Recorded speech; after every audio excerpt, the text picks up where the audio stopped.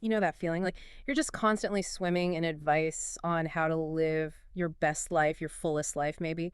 And it all just feels a bit much, maybe like noise. Yeah, exactly. Yeah, So consider this us trying to cut through some of that static for you. right. We're tackling a pretty big topic today, living life to the fullest. Mm-hmm.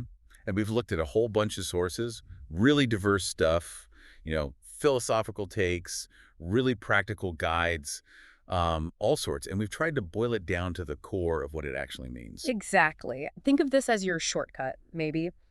Our mission here is to give you a clear and hopefully like genuinely useful understanding of how to make the most of your time without getting bogged down in all the self-help speak. Yeah, avoiding the jargon. Okay, so first things first. When we talk about living fully, what's the real essence of it? What did the sources point to? Well, what's really interesting is how personal it is. That came through loud and clear. What a full life looks like for, say, an artist is probably going to be pretty different from a scientist. Sure, that makes sense. But the common thread, the thing that kept popping up, was this idea of maximizing your unique experience of being alive. Right, okay. So it's not about chasing some, I don't know, perfect looking life you see online. Definitely not. Yeah. And a really key point was this idea of aligning your actions, like your day-to-day stuff, with what you fundamentally believe in, your core values. Oh, okay. Living authentically with purpose? That sounds like a big theme. It really was a very consistent thread. It's less about ticking off some universal list of must-do experiences. Yeah, like a bucket list someone else wrote. Exactly. It's much more about focusing on what genuinely resonates with you, with your deepest values. Yeah. One source even specifically warned against comparing your life to others. It emphasized how deeply personal this whole thing is. Okay, so it's quite inward looking then, in a way. But I mean, how do you even start figuring out what those deep values are? That sounds kind of foundational. It absolutely is. Yeah. That's where self-knowledge comes powering in. Our sources really stress understanding your own core values. Yeah. But also your passions, Yeah. like what genuinely lights you up, Mm. and your strengths, what you're naturally good at. Know thyself. Still good advice, eh? Still pretty relevant, yeah. Absolutely. Because you can't really steer the ship if you don't know where you're trying to go, can you? Yeah. So, okay, you get that self-awareness. What's the next piece? Well, it's about taking action then. Yeah. Actively pursuing those passions you've identified and crucially connecting them to a larger sense of purpose. Purpose, right? Yeah, several sources pointed to that combo, passion plus purpose, as just a huge driver for a fulfilling life. Mhm. And that naturally flows into setting meaningful goals. Goals, okay. Both big and small. Both. The short-term wins, the everyday stuff, but also those bigger long-term aspirations. Like stepping stones, but fueled by what you actually care about. I did notice a few sources specifically mention making sure you link those goals back to your passions. Yes. Because otherwise, like you were saying earlier, they can just feel like another chore, another to-do list. Right, just more pressure. Exactly. But when your goals are tied into what you love, they become energizing. They really add to that feeling of living fully instead of just, grinding through. Okay, so that covers the internal stuff. But I mean, none of us live on a desert island, right? How do our connections with other people fit into living fully? Oh, massively. Huge factor.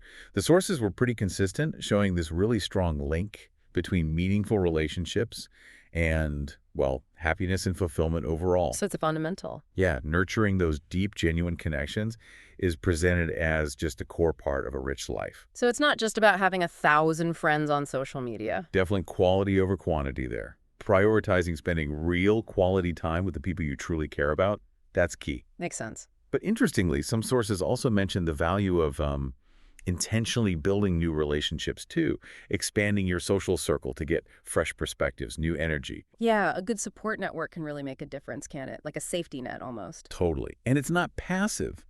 One source had this neat little acronym, LVES. It stood for Listen Actively, Overlook Minor Stuff, Value Their Presence, and Express Your Appreciation. Oh, I like that. Love ye. It's practical. Yeah, it really highlights that we have to actively work at fostering strong connections. It doesn't just happen. That's a great framework. Okay, so we've got the internal compass, self-knowledge, purpose. Then the external anchors those strong relationships. What's like the foundation holding all this up? Yeah, good question. And the answer across the board was your well-being, physical and mental. Ah, right, the basics. Absolute basics. Our sources are really clear on this. Your health is the platform everything else is built on. If that crumbles, It's hard to feel like you're living fully. So we're talking the non-negotiables, like eating decent food, getting enough sleep, Yeah. the stuff that often gets pushed aside when life gets crazy. That's exactly it. Prioritizing physical health, exercise, nutritious food, good sleep, it just kept coming up. And it doesn't have to be extreme. One source pointed out that even just a brisk walk counts. Okay, that's good to hear. Not everyone's training for a marathon. Exactly. And the mental side is just as crucial. Things like mindfulness, maybe meditation, even considering therapy if you need it. They're all highlighted for managing stress, finding clarity. Mindfulness keeps popping up. It does. And simple things, too. One source suggested just taking a few deep breaths when things feel overwhelming. A quick reset. That's accessible. And what about emotions? Yeah, developing emotional intelligence. So understanding your own emotions, managing them, and understanding others, too. That's also part of this well-being foundation, building resilience. It really does all feel connected, doesn't it? Like if you neglect one bit, the others probably suffer. They really do feed into each other. And another key thing here is rest, actual rejuvenation. Giving yourself permission to switch off and recharge isn't being lazy, it's essential. Right, can't pour from an empty cup. Okay, so we're building this strong base of well-being. Now, how do we keep things? Well, interesting. I saw a lot about new experiences. Oh yeah, growth and newness, that's another huge theme. The sources really encourage actively seeking out novel experiences. Doesn't have to be huge things, but regularly trying something new. Stepping outside the comfort zone. Exactly. Even just a little bit, it's seen as this really powerful way to spark personal growth. That can feel, well, a bit scary sometimes, can it? The comfort zone is comfy for a reason. It absolutely can, but the potential payoff seems to be worth it. One source had this interesting stat. Apparently, 54% of WikiHow readers said they prefer daily novelty. Wow, daily. That's quite high. Yeah, it suggests there's this kind of fundamental human itch for new stimuli, even small stuff. So it's not necessarily about, quitting your job and backpacking across Asia every year, though that could be part of it for some. Not at all. It could be trying a different route to work, listening to a podcast on a topic you know nothing about, learning a simple new skill online. Continuous learning is a big part of this, too. Like picking up a hobby, reading different kinds of books. Precisely. All that stuff contributes to that sense of expansion, of growth, and travel, you mentioned it before, that definitely came up a lot. Right, seeing different cultures. Yeah, exploring different ways of life, different perspectives. It's highlighted as just a fantastic way to broaden your horizons, maybe challenge some assumptions. And what about when those new things are, well, hard? When they don't go smoothly? That's where mindset comes in. Reframing challenges not as failures, but as opportunities to learn something, to grow stronger. Okay, embrace the new, even the slightly wobbly bits. Got it. Now, what about appreciating what's already here, the day-to-day? Yes. That brings us to presence and gratitude. Hugely important, according to the sources, being fully engaged right here, right now. Which sounds a lot like that mindfulness thing again. It's totally linked. Hmm. Cultivating mindfulness, even when you're, I don't know, washing the dishes or waiting in line, just noticing things. It helps you appreciate the richness that's already there. Instead of always thinking about the next thing. Exactly. And right alongside presence is gratitude. Actively noticing and appreciating the good things in your life, big or small. I've heard about keeping gratitude journals. Is that the kind of practice they mean? That's a really common and effective one, yeah. Some sources suggested just taking a moment each day, maybe jotting down, say, 3 to 5 things you're thankful for. Doesn't sound like a huge time commitment. No, but it can really shift your focus towards what you have rather than what you lack. And it's not just the big wins either. Celebrating small victories, acknowledging progress that matters too. It's like training your brain to scan for the positive. That's a great way to put it, yeah. Okay, so we try and bring some of these threads together.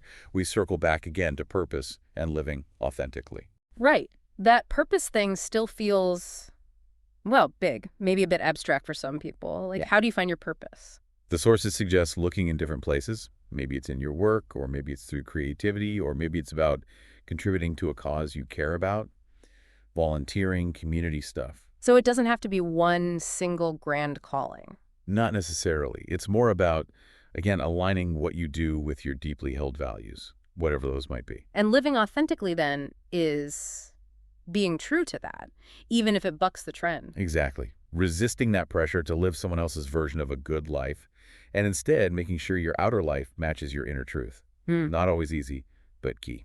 Okay, wow. This is quite a few different elements to juggle. Self-awareness, purpose, connections, well-being, growth, presence, gratitude, authenticity. Is there a secret to making it all work together? Well, the concept that ties it together seems to be balance. Finding your sustainable balance between all these different areas, work, relationships, self-care, growth. Setting boundaries, maybe? Prioritizing? Yes, exactly. Making conscious choices about where your time and energy go. That's key for creating that sense of balance. But I mean, what balance actually looks like must be totally different for everyone, yeah. Oh, absolutely. The sources really hammer this home. There's no one-size-fits-all formula here. Mhm. What feels balanced and harmonious for you might feel completely off-kilter for someone else. It's personal. Okay.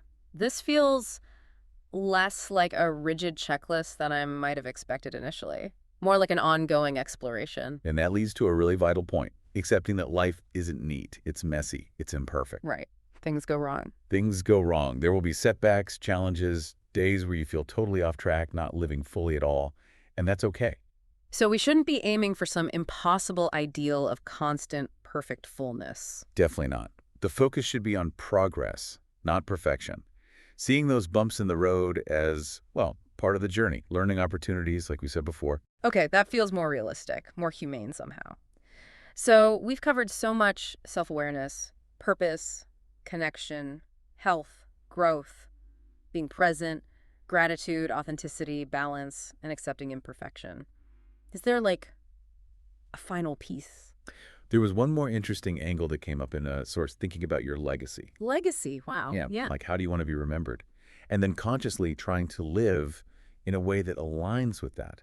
It adds another layer of intention, maybe meaning, to your choices today. That's a deep thought to end on. So wrapping up this deep dive, it feels like living fully isn't about some massive one-off transformation. No, not really. It's more like a collection of ongoing mindful choices. Yeah. A shift in perspective, Very maybe. personalized journey. Exactly. A unique blend for each person, self-awareness, connection, well-being, growth, presence, purpose, balance, all aimed at consistently doing what truly matters to you. So for you listening right now, maybe just take a second. Think about everything we've talked through. What one or two things really stood out, resonated with you? Yeah, what caught your attention? And then, maybe more importantly, what's one small thing, like really small, concrete action you could take today? Even a tiny step in that direction? Just think, what's one moment of fullness, whatever that means for you, that you can create for yourself right now?